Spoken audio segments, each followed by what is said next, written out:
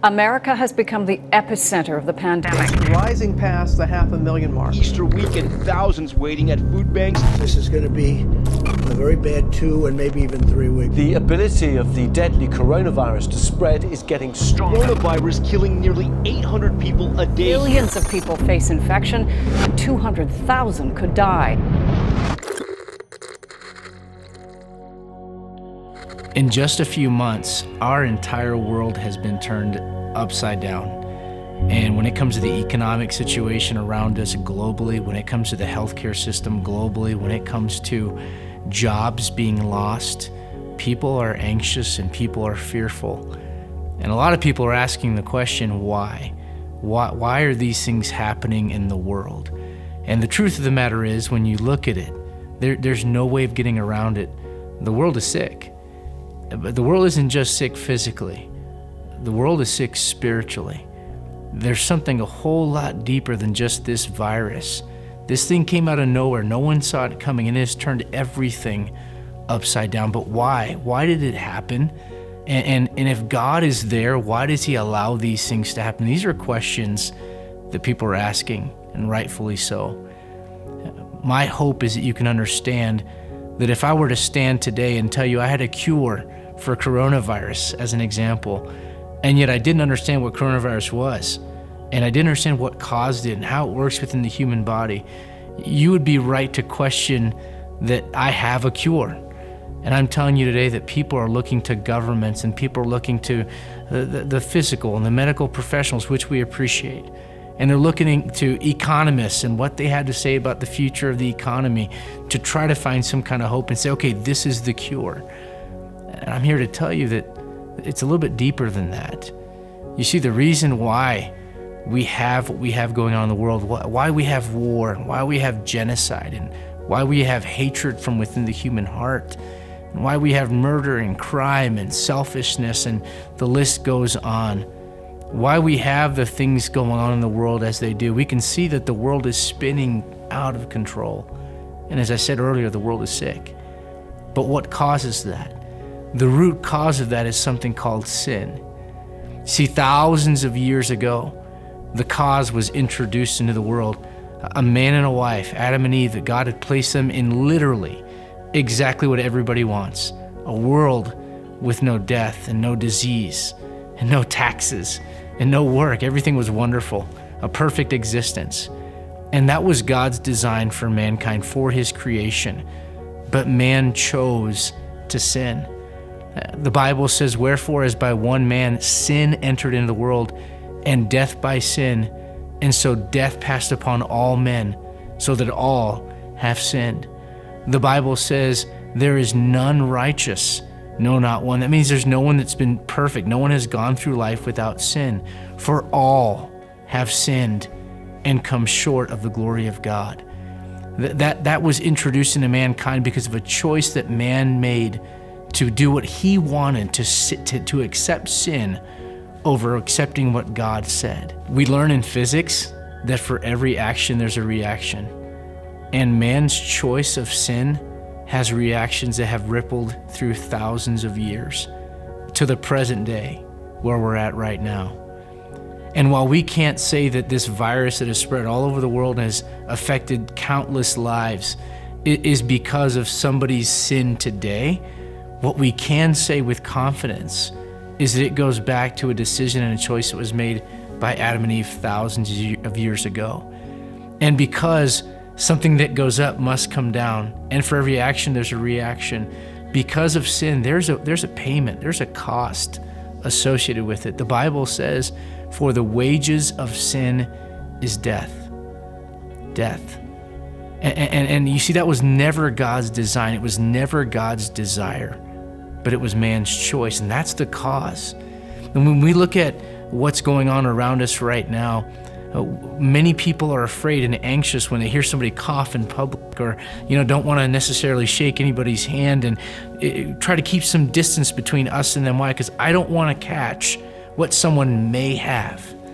And I can tell you this, spiritually, it's no different with sin. You see, this thing is invisible. This virus that's gone all around the world, you can't see it unless you're looking under a microscope. You can't understand sin and the depths to which it is found within the human heart without God's word. This virus, while not everybody has been infected, it has affected the entire world. The same could be said of sin. We look at this virus and understand, okay, it may have come from this part of the world and starts in one place and spreads everywhere. No different is sin. Sin started with a man and his wife and has spread to all of their descendants. And here we are today. The characteristics of this virus are very much so like sin. Think about the economic impact that this virus is having on the entire world.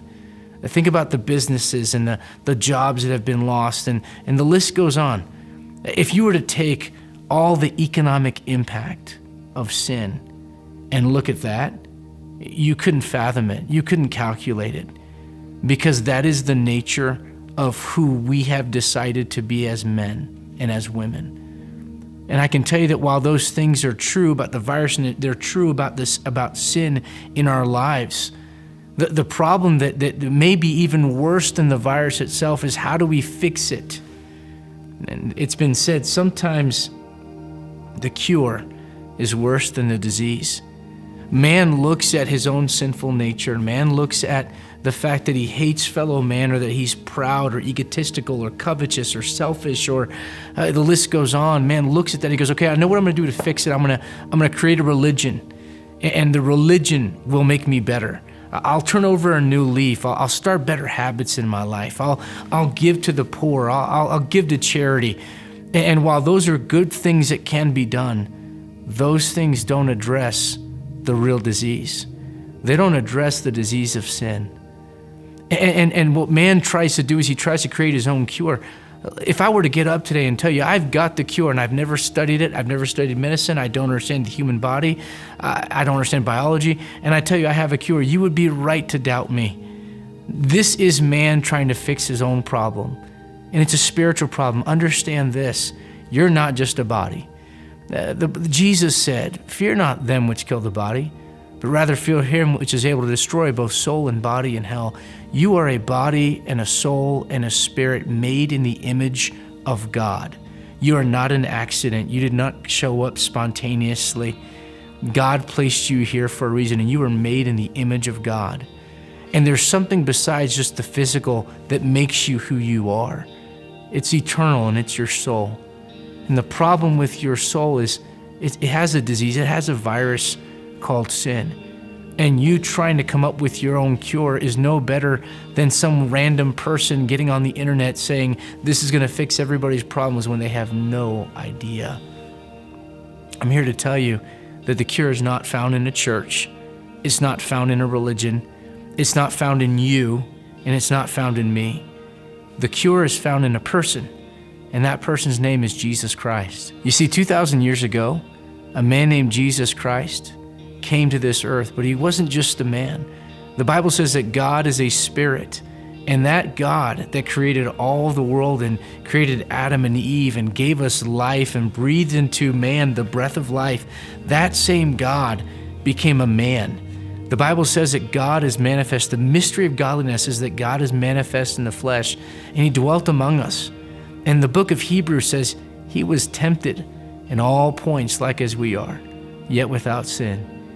You see, because he was a willing sacrifice and a perfect sacrifice for sins, and the wages of sin is death. Someone has to die. A payment must be made for sin. And Jesus Christ made that payment 2,000 years ago so that you wouldn't have to make that payment yourself. While the world is grappling with what to do about this virus and how to get the economy going again and how to get people back to work, these are real problems, but I will tell you, they pale in comparison with the problem that resides within the human heart. Understand this much: the governments must do what they can do. Health professionals must do what they can do. Those in business must do what they can do to help on the physical side of things. We are not discounting that, but I need you to understand this: those things will never deal with the root cause of why the world is the way it is today. The root cause of it is sin. The characteristics are unseen. You see the symptoms, but you can't see the sin itself. It resides within the human heart. And the cure? The cure is not found in religion. It's not found in you making it up on your own. The cure is found in a person. And 2,000 years ago, that Savior, Jesus Christ, the Bible says Christ died for the ungodly. He came not to call the righteous, but sinners to repentance. I know this much. If somebody was sick and they refused to go to the doctor right now, and they refused to receive treatment, and as a result, they die, that wouldn't be the doctor's fault. The doctor is there. The doctor is willing, but you have to be willing to receive the treatment. No different is it with sin. Jesus Christ died for you. Jesus 2,000 years ago stood up and said, I am the way, the truth, and the life. No man cometh to the Father but by me. And if you want to receive that cure, it's as simple as understanding that Christ died for our sins and he was buried and rose again the third day according to the scriptures. The Bible says, for whosoever shall call upon the name of the Lord shall be saved. That regardless of your race or your background or your experience or how you were brought up or what you believe about religion or where you came from in relationship to God, if you understand that you have a disease and that disease's name is sin, and you understand that it may not be visible to everybody around you, but there are things there. And the Bible says, in that day God shall judge the secrets of men, for it is appointed a man once to die, but after this the judgment. And you'll stand before God someday and give account. And all of this could be wiped away. The record could be made clean. The sin could be washed away, not through religion, not through rituals, not through self-righteousness, but in a relationship with God through Jesus Christ. If you're willing today to acknowledge that you're a sinner, and you're willing to acknowledge that your sin has a payment, and you understand that Jesus is the Savior that made that payment for you, and rather than risk eternity and risk what follows, you can accept Jesus Christ by faith right now. Therefore, being justified by faith, we have peace with God through our Lord Jesus Christ. This world is seeking for peace. They need the cure. You need the cure. I pray you accept it. If you made that decision to receive Jesus Christ, can I encourage you to tell somebody? And can I also encourage you to understand that the greatest way you can grow as a believer, the Bible says if any man be in Christ, he's a new creature. You just started over. The greatest way for you to grow is to get connected with a local church. Here at New Heights Baptist Church, we're a young church, a small community of believers that believe the Bible, love God, love each other, and want others to know the good news of the gospel of Jesus Christ. If you'd like to reach out to us and tell us about that decision, or you'd like to learn more about our church, we invite you to check us out at NHBC, it stands for New Heights Baptist Church, NHBCAurora.com. We'd love to hear from you. Thank you, and God bless.